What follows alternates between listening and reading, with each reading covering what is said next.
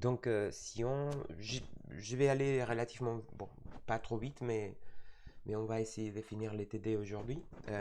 Vendredi, c'est les contrôles, ou les DS. Et si je me rappelle bien, corrigez-moi si je me trompe, on avait arrivé jusqu'à l'exercice 4. On avait fait un petit point par rapport à l'exercice 4 qui porte sur l'indianisme d'une machine en fait. On a des machines Little Indian et on a des machines Big Indian.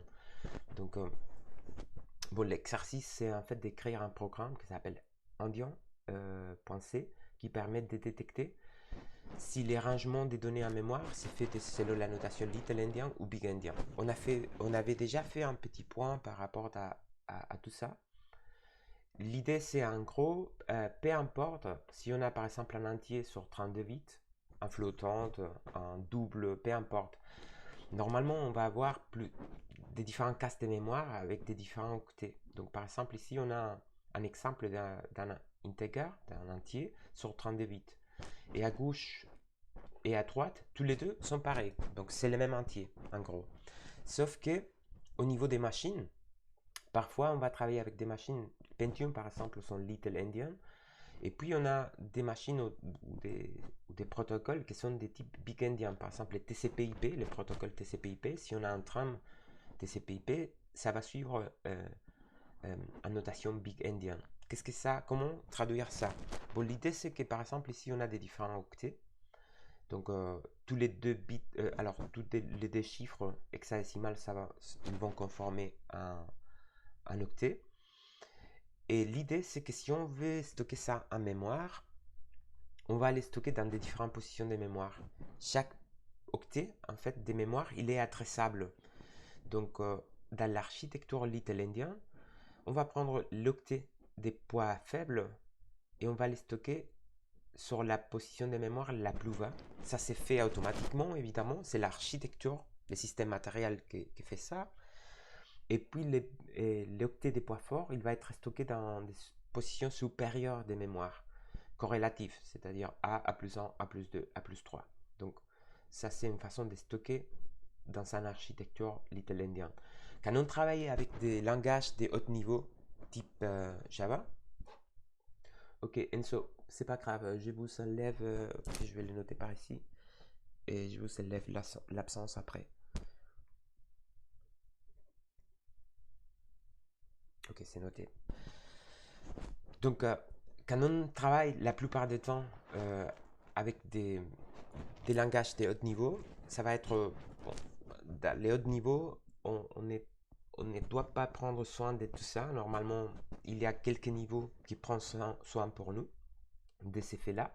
Mais si on travaille avec des langages de bas niveau, soit C, où on peut toucher l'architecture plus proche de la machine, on peut parfois vouloir euh, utiliser ces caractéristiques du système pour faire quelque chose de particulier ou par exemple pour traiter une trame TCP et il faut aller au niveau de savoir si l'architecture elle est Little Endian ou Big Endian. J'espère que la différence entre Little Endian et Big Endian, vous la comprenez bien à peu près. Donc la question maintenant, c'est comment on peut faire un programme qui détecte si l'architecture, simplement qui va nous dire si l'architecture elle est Little Endian ou Big Endian. Donc voici, vous avez un petit programme qui nous permet de faire ça. Donc vous pouvez voir qu'il y a, bon, on utilise la bibliothèque stdio.h pour les entrées-sorties, donc printf par exemple. Et puis on utilise une bibliothèque aussi qui c'est stdint. Cette bibliothèque stdint sert à définir des sentiers, mais avec la taille qu'on veut. Par exemple, int 16 underscore t, ça c'est au lieu de l'entière typique, je vais le mettre par Discord. Donc normalement on fait un int, disons int I égale à 1. Et ça normalement ça prend 32 bits, mais ça peut dépendre du compilateur. Si on met en notation int 16 ti égale à 1, on va forcer à la machine à définir un entier, mais sur 16 bits. Donc ces variables i, et elle va stocker 1, mais elle va les stocker sur 16 bits. Donc je vous demanderai, je ne sais pas si vous pouvez écrire par ici par Discord, à votre avis, cette int 16 underscore ti égale à 1, la i, quelle valeur en hexadécimal elle va avoir? Est-ce que vous pourrez l'écrire, à votre avis? Quelle est la valeur que la variable i il prend en hexadécimal, c'est-à-dire en notation 0x et puis à remplir?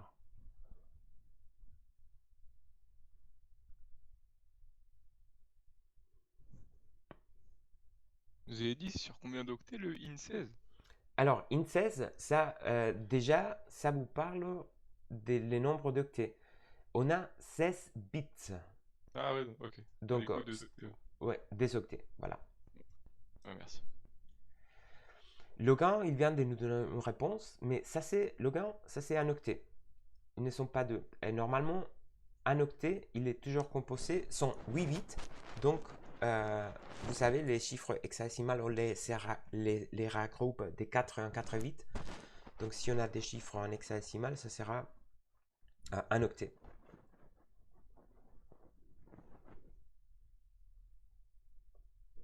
Mais bon, c'est une bonne approximation d'abord. Enzo, il est en train d'écrire. Enzo, il a essayé de faire son malin. Très bien C'est pas joué. l'inverse?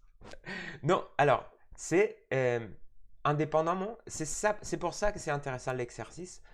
Indépendamment de l'indianisme de la machine, ce sera toujours 0x 0001. D'accord? On va toujours stocker ça. Puis c'est à la machine Ah oui, ok. de stocker ça en mémoire comme elle le pleut. D'accord? Donc je vais vous montrer ici dans le diaporama qu'est-ce qu'il va passer avec cette première instruction. Donc l'idée c'est que en gros, i il va valoir 0x0001. Sauf que la différence, c'est comment on peut les voir comme la valeur elle est fixe, sauf que les rangements en mémoire, ça va changer un peu. Donc si on a une architecture Little Endian, les bits, la partie des poids faibles, donc les 0 à 1 ici, il va prendre l'adresse de mémoire la plus bas et celle des poids forts, l'adresse qui suit. Si c'est une architecture big endian, il va être au contraire. Donc la partie des poids forts, il va avoir la valeur 00. Et bon, la position plus haute de mémoire, il va contenir ça. Mais la réponse, ça sera toujours 0x0001. Donc, euh, vous allez voir comment ça c'est. Cette programme, en fait, c'est une sorte de petit hack. Donc, on va hacker un peu la machine pour savoir si on travaille avec une machine Little Endian ou Big Endian. Donc, l'instruction suivante, c'est pas si quelqu'un d'entre vous est courageux suffisamment pour lire pas la partie à droite de l'expression, mais comment ce type de pointeur, comment on peut les lire. Pointeur A,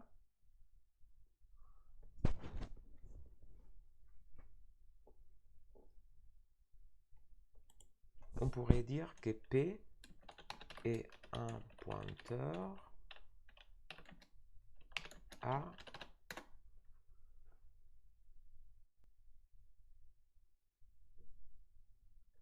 bon, je continue. P est un pointeur à entier des 8 bits.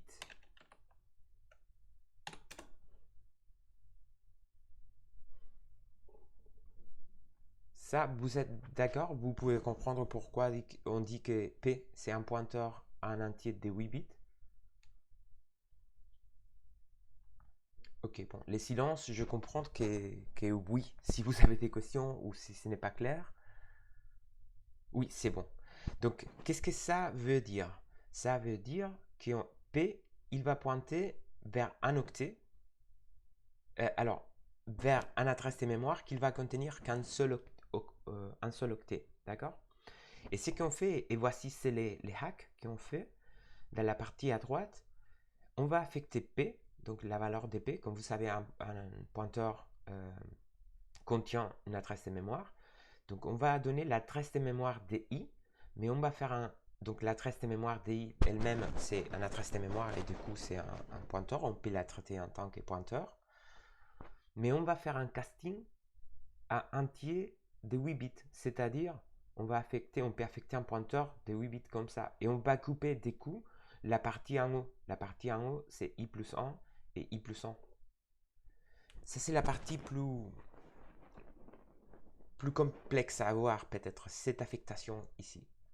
L'idée, en gros, c'est que si on fait cette affectation, on vient d'affecter P avec l'adresse TI. Mais l'adresse TI qui pointe vers un seul octet, pas sur les 2 octets. D'accord? Autrement dit, P, il va pointer avec cette instruction-là. Soit, si on parle d'une architecture Little Endian, on va pointer vers cette première position, cette case de mémoire, cette première octet. Mais si on est dans une architecture Big Endian, on va pointer vers cet octet.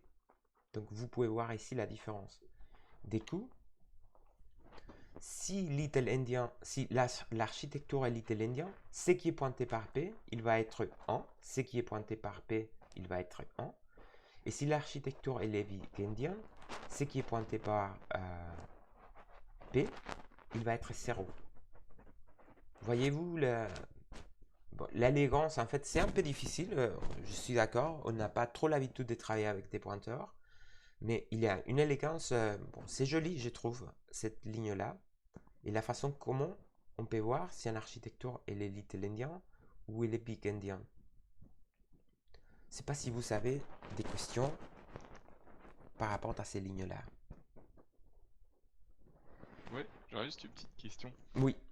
Quand on fait un pointeur, Mhm, si on fait genre étoile P mhm. égale une variable, Alors, P oui, ça va être égal à l'adresse et étoile P à la valeur.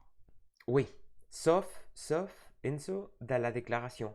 Ici, malheureusement, ça, oui, je vous comprends.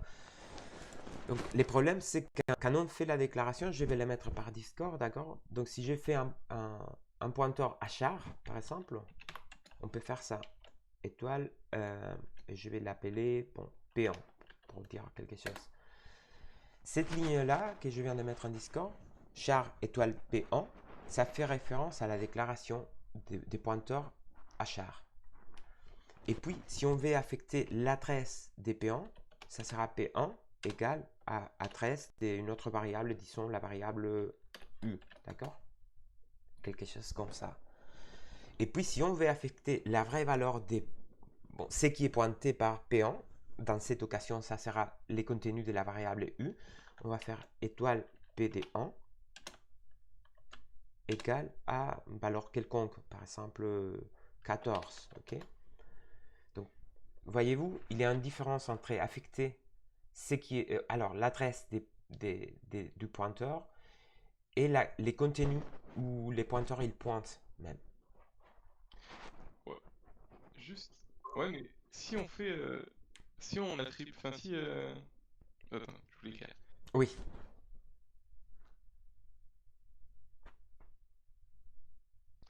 Si on fait ça, c'est égal aux 2 premières lignes. Alors, non. Ouais. Il faudrait... Normalement, on devrait mettre l'adresse, quoi, mais. Il faut mettre l'adresse. Ça sera char étoile P égale à adresse TU.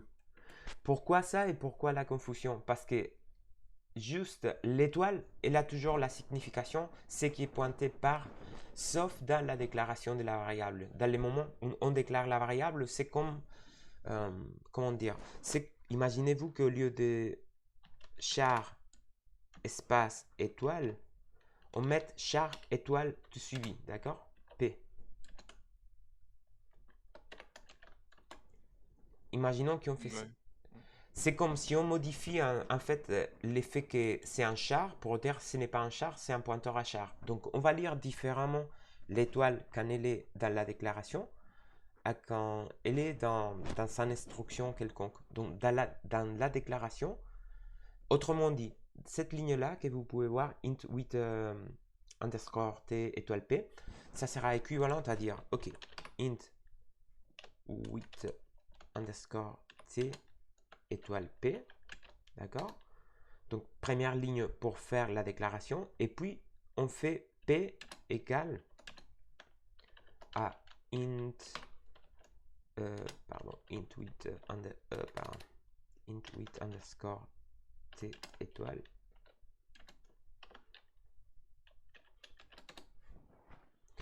Voyez-vous ces deux dernières lignes, dans la première ligne, on fera la déclaration et puis on fait l'affectation. Sauf que dans les diaporamas, j'ai mis la déclaration et l'affectation dans la même ligne. Je pense que la confusion, Enzo, et peut-être que ouais, ça soit la même confusion pour tout le monde, que ici dans la déclaration, l'étoile, on l'utilise que pour dire que on vient de déclarer un pointeur A, mais ce n'est pas ce qui est pointé par P, c'est un pointeur A.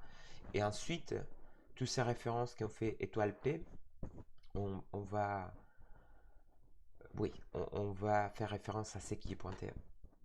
Je sais pas si c'est, oui. Ouais, ça va. C'est juste que dans les TP, j'avais fait. Quand je le déclarais, j'avais pas mis adresse d'une variable et ça marchait quand même.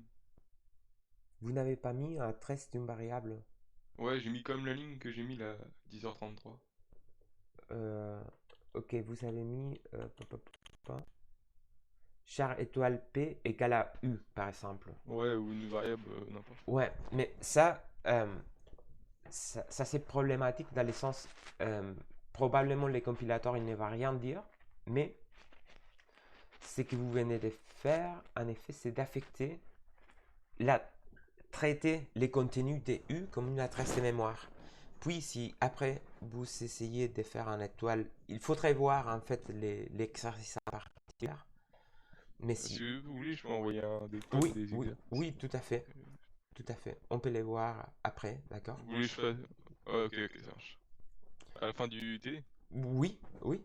Ok, ça marche. À la fin du TD, on peut les voir. On peut les voir, oui. Oui. Si on avance relativement vite, on peut les partager avec tout le monde, en fait. Ok, Ok? ouais, merci. Ok, bon. Sinon, j'espère que cette ligne soit claire. Et puis ensuite, une fois qu'on a P, ce qu'on peut faire, c'est voir. Donc, je vous rappelle, si on a une architecture Little Endian, ce qui est pointé par P, ça sera C01. Et si on a une architecture Big Endian, ça sera ce qui est pointé par P, ça sera 0, 0. Du coup, si on met étoile P, ça va nous donner, donc l'étoile P, ça va nous donner la valeur. Puis ici, on ne l'a pas mis comme étoile P, on a fait PD0. Mais PD0, je vous rappelle, un pointeur, il peut être traité en tant que tableau monodimensionnel. Donc étoile P et PD0 sont équivalentes. Ça c'est pour faire les choses encore un petit peu plus tordues si on veut. Donc cette expression-là, P crochet 0, ça serait équivalent à dire étoile P. Donc c'est un conditionnel pour dire si on est dans l'architecture Little Endian, si ce qui est pointé par P est égal à 1, on va afficher l'architecture est bien Little Endian. Et sinon, c'est-à-dire si c'est 0, ça sera Big Endian. Donc voici les petits programmes qui nous permettent de savoir si l'architecture est Big Endian ou Little Endian.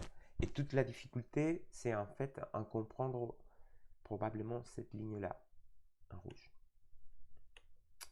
Ok. Maintenant, je vais vous mettre par ici en modification. Donc au lieu de mettre int 16 et int 8, Monsieur, oui, à 10h33, les deux dernières lignes, pardon, ici. dans le Discord, à 10h33, les deux dernières lignes que vous avez écrites comme code là, c'est en fait le détail de l'unique ligne qui est dans le code sur le stream, en rouge. Je sais pas si vous me comprenez, monsieur. Non, Dans le code, pas. dans le code sur le stream, en fait, à la deuxième ligne du main, vous avez écrit l'instruction en une ligne. Oui, Oui, exactement. Oui, ce que j'ai mis par Discord, c'est exactement ça. C'est découper cette ligne en deux. D'accord. D'accord? Merci. C'est ça. Oui. C'est pour être clair, pour vous assurer en fait que ce qu'on fait, c'est de déclarer d'abord la variable pointeur et après on affecte les pointeurs avec l'adresse de mémoire. C'est ça. Puis, oui, je voulais vous dire, ici on a traité une architecture Little Endian ou Big Endian. On, on, on, on utilise int 16 et int 8. Mais ça sera, bon, la question que je vous pose, est-ce qu'à votre avis, ça sera faisable? Ce petit programme fera la même fonction, par exemple déclarer un entier avec la valeur, pas un entier de 16 bits, mais un entier normal, donc en principe sur 32 bits, avec la valeur 1. Et puis au lieu d'utiliser un char, alors au lieu d'utiliser un entier sur 8 bits, utiliser un char, ce petit programme sera suffisant pour déterminer si l'architecture est les Little Endian ou Big Endian. Je vous laisse réfléchir un petit moment.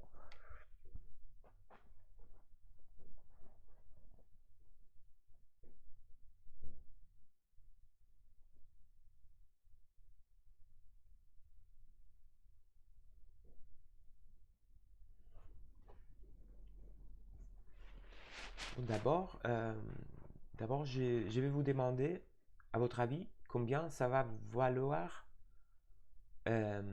inti égale à 1 en hexadécimal. Donc ça sera, je vais la mettre par ici, Discord, 0x et puis des autres valeurs.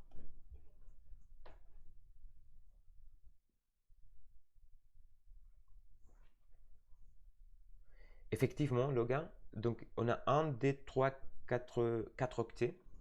Donc ça sera la valeur de i.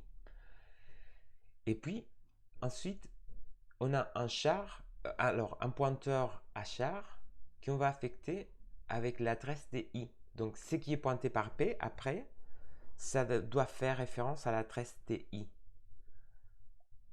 À votre avis, si on utilise les mêmes codes après, ça va bien nous afficher si c'est en architecture Little Endian ou Big Endian.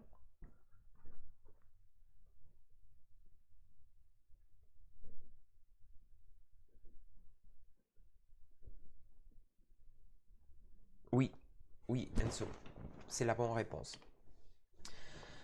Oui, parce qu'en effet, c'est exactement les cas antérieurs. Ici, on forçait à avoir les 16 bits et ici, on forçait à avoir les 8 bits.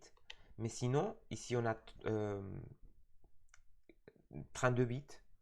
Mais l'idée, c'est exactement pareil. Si c'est en architecture Little Endian, CP, il va pointer vers l'octet, les premiers octets des poids faibles, c'est-à-dire les 0,1. Et si c'est Big Endian, il va pointer vers les derniers octets, donc les premières 0,0 de ce que Logan il vient d'entrer. Du coup, if P égale à 0, donc ce qui est pointé par P est égal à 1, ça sera bien Little Endian, et sinon ça sera Big Endian. Donc c'est exactement pareil. Et puis, petite dernière question, y a-t-il un autre moyen, à votre avis, de réécrire cette ligne-là? If P de 0 égale à 1, est-ce qu'on peut la réécrire un peu différemment?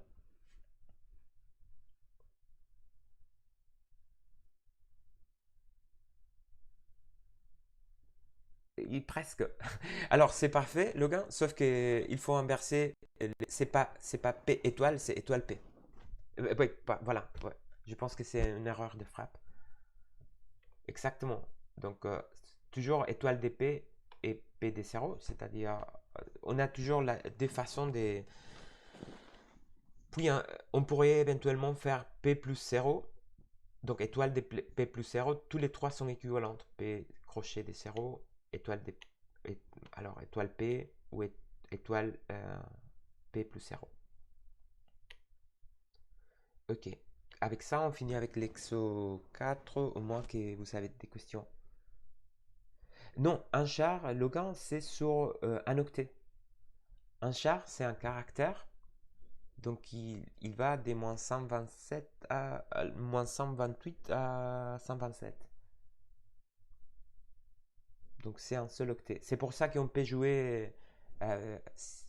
Ouais. C'est pour ça qu'on peut. En effet. Char, c'est à peu près, c'est équivalent à int 8. Tous les deux sont à peu équivalentes. Ok, cet exercice qu'on commence maintenant, les 5. Ça me semble probablement un exercice qu'il vaut la peine de revenir sur l'exercice, les regarder si vous allez vous préparer l'examen.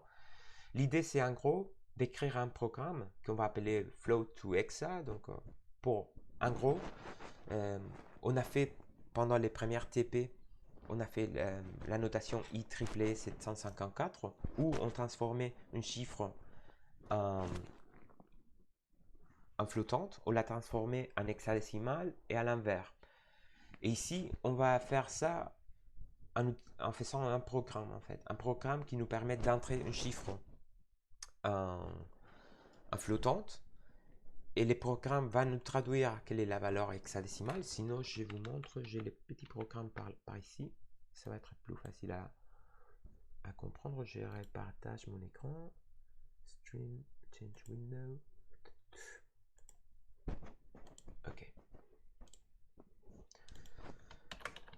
Donc, les programmes, c'est TD3 exo5.x. Donc, l'idée, c'est par exemple d'entrer un float. Peu importe. On va dire, par exemple, je pense que c'est la valeur qu'on a, moins 5.125. Donc, on vient d'entrer, on est d'accord, un float ici. Et les programmes nous permettent à dire les codes hexadécimales du flottant, c'est-à-dire les codes en notation IEEE 754, c'est cette valeur-là. Et puis on va continuer avec l'exercice à l'envers. Il nous demande d'entrer un code en hexadécimal, il va les traduire en flottant. Donc introduisons par exemple les mêmes valeurs. C'est 0 à 4 0 0 0 0. Donc, voyez-vous, ça c'est un code hexadécimal. Et la valeur en flottant de cette code hexadécimal, c'est moins 5,125. Donc, ouais, ça c'est intéressant. Et ça peut vous servir aussi pour vérifier, par exemple, si un exercice que vous avez fait, c'est correct ou pas. Ok. Donc, voici les petits programmes. Il est composé de deux parties. La première partie, c'est pour coder, en fait, entrer. Vous pouvez voir la ligne entrée en float. Donc, on va entrer en float et on va les transformer en hexadécimal. Et la deuxième partie, c'est des décodages d'entrée, les codes en hexadécimal, et puis convertir ça en flottante. Ça me semble plus important de se concentrer dans l'ensemble de deux parties parce que les principes, c'est pareil, c'est simplement l'inverse. Donc, tous les deux morceaux des codes sont pareils. Donc, on va se concentrer que sur ces parties-là, d'accord? Donc, une fois qu'on apprend à coder des flottantes en hexadécimal, on peut faire les opérations à l'envers et convertir des hexadécimales en flottantes. Donc, on va commencer, on va penser qu'on a cette partie et on va voir comment on peut faire ça. Bon, d'abord, on va déclarer une variable flottante qu'on appelle f1. Donc, voici la variable flottante. Et on va déclarer aussi un pointeur à flottante. Donc, c'est pour ça qu'on met l'étoile ici. Ce n'est pas bon pour tout le monde et par rapport à la question de Enzo. Ici, lors de la déclaration, ça ne signifie pas ce qui est pointé par pf de 2, c'est pointeur à float, parce que c'est la déclaration. Donc pf2, c'est un pointeur à float. Donc on a les pointeurs et on a la variable f1. Et on a aussi, on va déclarer un unsigned int, donc un entier sans signe. Donc ça nous sert à traiter en effet les codes en hexadécimal. Unsigned int qu'on va appeler int2, donc il va contenir un unsigned int, et un pointeur, un unsigned int qu'on va appeler pint d1. Donc les deux premières lignes, rien vraiment à dire. Donc c'est simplement afficher entrée en float. Et puis avec un scanf, on va récupérer la valeur flottante. Donc on va affecter la variable f1. Et imaginons que je tape ces valeurs que j'avais tapées avant. Donc moins 5,125. Si je tape ça, à votre avis, la flottante, donc la f1, la variable f1 qu'on va affecter ici, combien elle va valoir? Ça, c'est une question assez simple. Après les scanf, si je mets moins 5,125, f1, elle va être affectée avec quelle valeur? Par exemple, je ne sais pas, Paul, soyez courageux. Je suis là, oui. Après, est-ce que je vais réussir, je sais pas. Ok. Quelqu'un qui peut... Eh bah, Oui. Alors, c'est simplement, on a un flottante, f1, et on vient de lire par les claviers la valeur qu'on vient d'entrer. Donc, f1, après l'exécution des scanf, combien il va valoir f1, à votre avis? Moins 5. Moins 5,125. Donc la valeur qu'on vient d'entrer. C'est-à-dire, c'est comme si on fait f1 égale à moins 5,125. D'accord? Ça, c'est les scanf nous permettent d'affecter la valeur de la variable comme si on la met à la main, en fait. Ok? Donc, j'espère que ça, c'est parti soit clair. Mais, comme on a vu pendant tout les TD1, en effet, internement, même si c'est vrai, si on essaie de faire un printf de cette valeur, évidemment, il va afficher moins 5,125. Mais internement, on a vu que les flottantes, ils sont stockés en notation IEEE 754.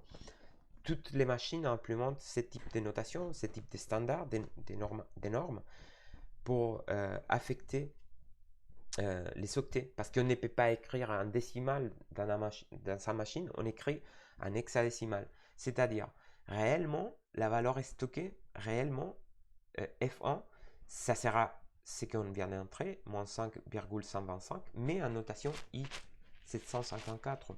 C'est-à-dire F1, il vaut cette valeur-là. C'est 0 à 4, 0, 0, 0, 0. Ça représente moins 5,125. Ok? Même si on s'en fiche, d'accord, pour nous, c'est moins 5,125. On sait simplement que c'est la représentation interne de la machine qui stocke cette information. Il va stocker l'information en notation IEEE 754. Ok. Ici, les hacks, en fait, bien dans cette ligne-là. Donc, les pointeurs entiers qu'on avait déclarés ici. Donc, si vous vous rappelez bien, pint d1, c'est un pointeur à unsigned int. C'est-à-dire, ça va pointer vers un unsigned int. Mais ici, donc, imaginons qu'on fait pint1 égale à e commercial de f1. On va avoir, si on fait ces dernières lignes que je viens d'entrer en Discord, si on la fait telle qu'elle est, il va avoir un problème probablement au niveau des compilateurs. Il va avoir au moins un warning et probablement une erreur. Pourquoi? Parce que ce qu'on a à droite, c'est un flottante, c'est l'adresse d'un flottante, et ce qu'on a à gauche, c'est un entier, un pointeur à entier. Mais ce qu'on fait, c'est de forcer, en fait, avec un casting, à dire l'adresse de F1. On va forcer, on va mentir, si on veut, au compilateur et lui dire que c'est un pointeur à unsigned int. Donc, il est, bon, le monsieur pint1, il est tout content, en fait, parce qu'il vient de recevoir, pour lui, ça c'est un pointeur à unsigned int, même si ce n'est pas vrai, mais il va traiter l'information comme ça. Comme ce qui est pointé par cette adresse, pour lui, c'est un unsigned int. ça c'est la partie compliquée en fait. Cette ligne-là, comme l'intérieur, dans l'exercice antérieur, c'est la partie où on fait des castings, on force des castings d'une chose qui n'est pas entier, unsigned int, on va les forcer à être unsigned int. Donc ça c'est la partie où on joue un petit peu avec les mécanismes. Monsieur? Oui, On n'aurait pas pu mettre juste un int tout seul, au lieu d'un unsigned. oui, mais on pourrait les faire. La question c'est que après ce qu'on veut faire c'est d'afficher les codes en hexadécimal et normalement pour traiter avec des hexadécimales, donc la ligne suivante en gros, on va afficher les codes hexadécimales des flottantes et %x, et %x on met les codes en hexadécimal. Et normalement, si on travaille avec des hexadécimales, je pense, j'ai été pré-testé, je pense qu'avec un entier, comme vous avez dit, il devrait probablement fonctionner. Mais si on traite avec des hexadécimales, c'est convenient de travailler avec des unsigned int, en principe. Ok. Ok? Parce que c'est sur le même. Oui, sur autant d'octets, quoi. Donc. c'est sur autant d'octets, on est d'accord. Ouais, exactement. Ok. Donc en principe, ça peut les faire. Vous pouvez les tester si ça vous plaît. Ouais. Mais oui, et probablement ça marche. Probablement ça va Ok. marcher. Ouais. Donc cette ligne-là, en fait, c'est simplement de dire, bon, vous savez, cette partie, c'est %x, il va être changé pour cette variable-là. Ça, c'est les modificateurs pour dire on va afficher en tant qu'hexadécimal, et ça, c'est les contenus de la variable. Et les contenus de la variable, c'est ce qui est pointé par pint de 1. Et ce qui est pointé par pint de 1, donc %x affiché en hexadécimal, et ce qui est pointé par pint de 1, c'est en effet cette valeur. Mais on va l'afficher en tant qu'unsigned int, et du coup, on va afficher les contenus en hexadécimal de 0x, c'est 0 à 4, 0, 0, 0, 0. Donc, j'espère que ça soit clair. Et la partie qui suit, en effet, c'est le même principe, sauf que on va lire d'abord les codes hexadécimales des flottantes. Et pour Enso, c'est dans cette partie que c'est nécessaire d'avoir un unsigned int, parce que quand on lit un code en hexadécimal, par défaut, on va les traiter comme unsigned int en C. Donc si on met, vous vous rappelez de la valeur à gauche et à droite et les différentes expressions en C. Donc 0x, par exemple, cette valeur quelconque en hexadécimal, par défaut, il va être traité en C comme unsigned int. Donc, bon, cette partie de décodage, c'est la même opération, sauf qu'à l'envers. Et avec ça, on finit avec l'exo 5.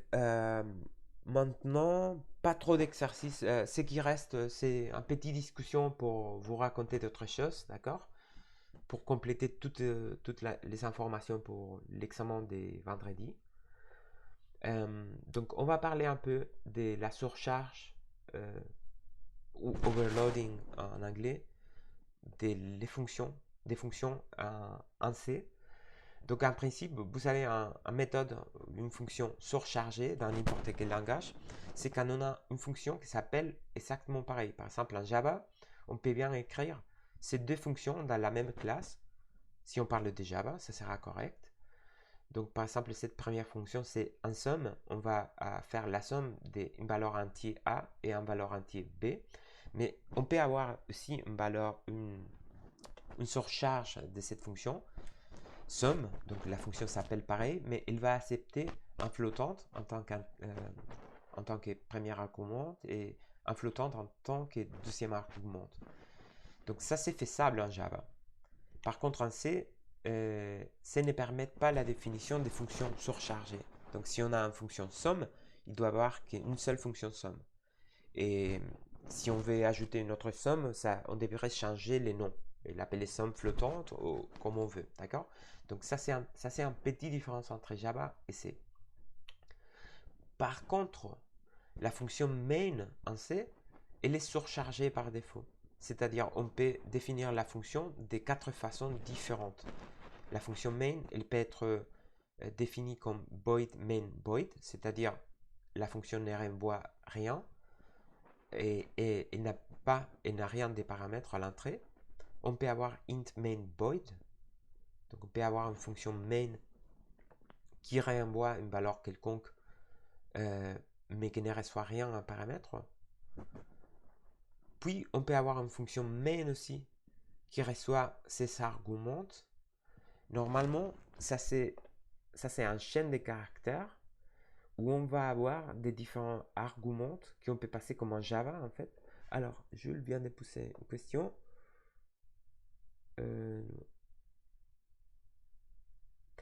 La question de Jules, c'est pourquoi dans les programmes qu'on nous montre, c'est toujours in main. Donc, c'est toujours CK, n'est-ce pas, Jules? C'est 12e cas normalement. Oui, parce que ça c'est...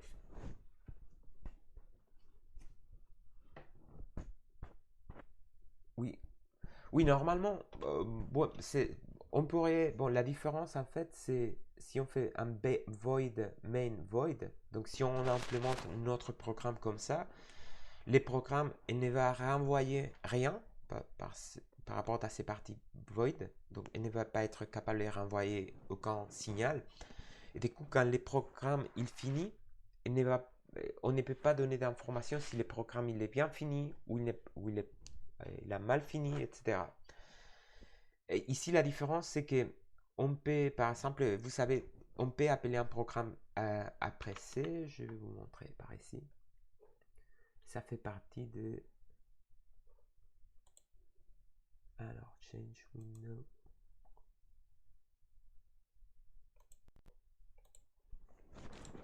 Ok. Donc, disons par exemple que je lance les programmes endian.x qui a un return. Donc, on peut voir endian.c, si vous vous rappelez, il va retourner 0. C'est-à-dire, si le programme il finit bien, il va envoyer un signal au système d'exploitation pour dire j'ai bien fini. Donc, si j'exécute endian.x et on fait echo, je ne me rappelle plus, c'est oui, echo dollar.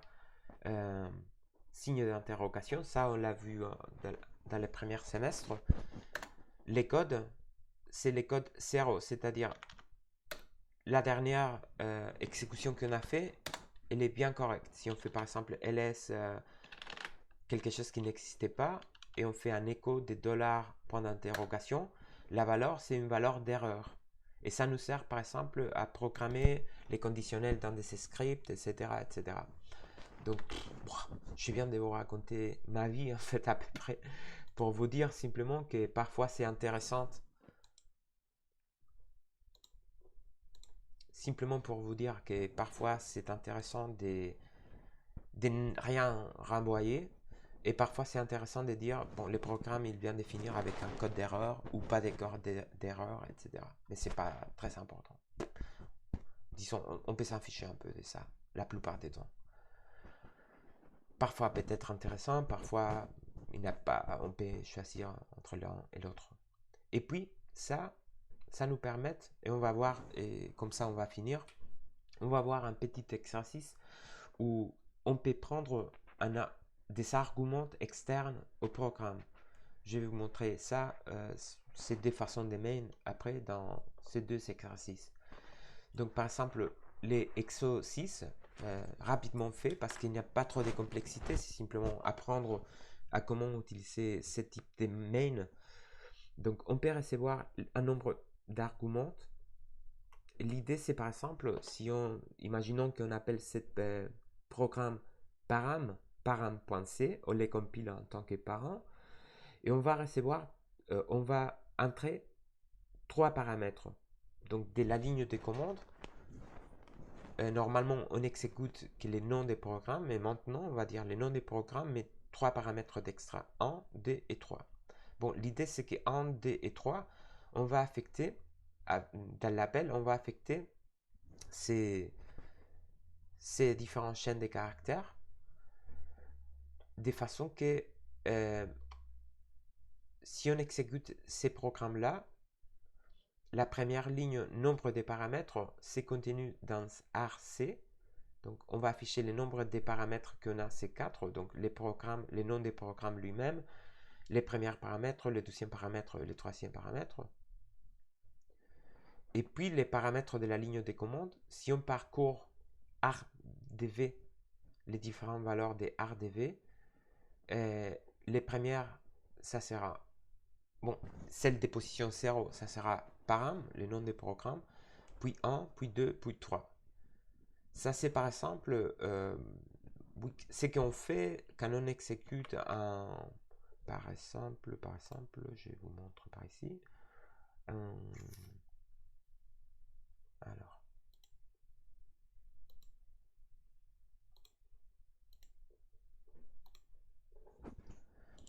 oui, on a l'habitude par exemple de travailler avec C et alors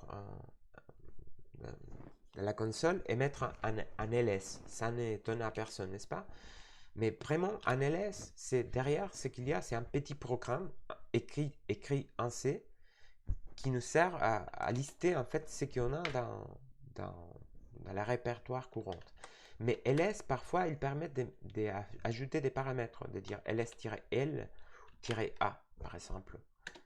Ce sont deux paramètres qui changent l'affichage des ls. Donc,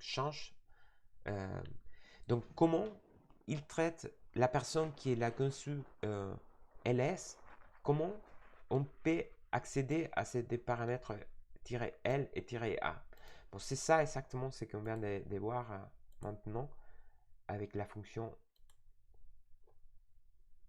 Ok. Avec la fonction main avec ce type de arguments, d'accord? Et puis, ce dernier exercice, c'est le dernier type de fonction main qu'on peut trouver, que c'est exactement pareil. Donc, int arc, char étoile de rb, donc chaîne des caractères pour tous les différents paramètres. Et puis, troisième et dernier type d'argument, que c'est pareil à celle-là, mais qu'on appelle mvp. Et ça c'est pour contenir tous les différents types de variables d'environnement. Les variables d'environnement, je vous rappelle, donc les principes c'est les mêmes, ça va afficher pareil. Je vais vous montrer la sortie du programme en fait dans la console.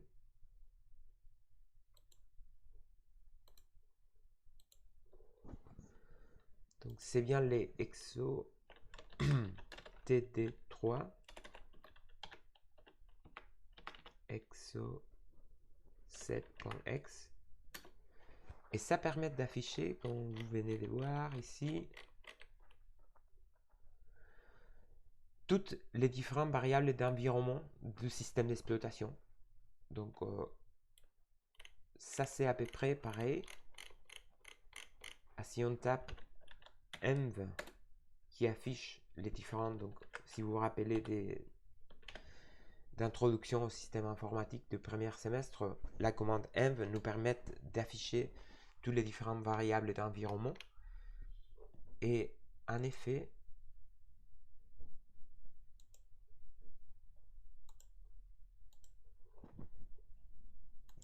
ce type